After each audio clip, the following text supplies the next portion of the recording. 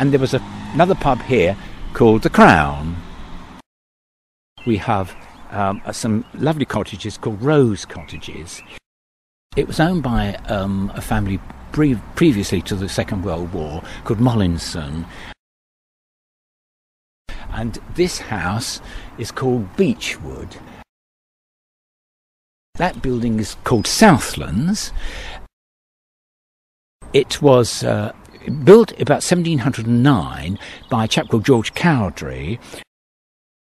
They knew this very wealthy American lady called Emily Grigsby.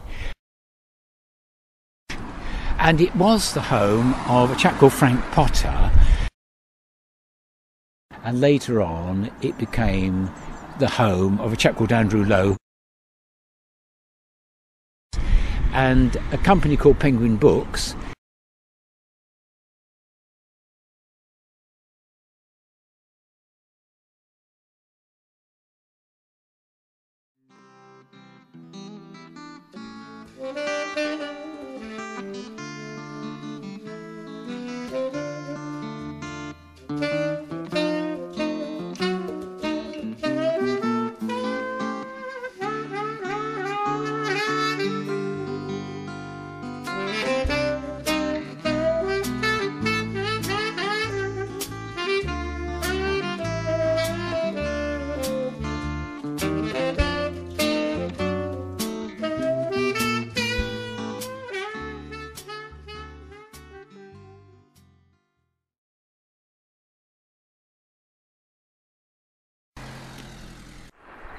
I'm with Douglas Rust from the West Drayton and District Local History Society, and we've come out onto the main road and we're looking at a house over here, Douglas, with a very impressive balcony. Yes. Well, the impressive thing about it, I think, is the ironwork. It's called El Rouge, and it was the home of a chap called Frank Potter, who was general manager of the Great Western Railway. The family actually came from the Harlington way, and sadly when he died he was buried in Hillingdon Cemetery, not the local cemetery. But the great grain, this was all the gardens here, and that was all sold off and property built in it. But at least the house is still being maintained. It's flats now. And a bit further on, Douglas, down the main road, what do we have? This is Cole Mead. It was once the home of Aubrey Smith's father, who was the local doctor here, and later on it became the home of a chap called Andrew Lowe, who was one of the chief designers at Pinewood Studios. So it's a very elegant individual house. We've got an old lamp stand outside, and we've got the columns by the doorway. That's right. In those days it would have had a magnificent view right across the meadows and the river streams and the golf course that used to be there many years ago. And we've come up to meet the river with the bridge here and the Anglers Retreat pub.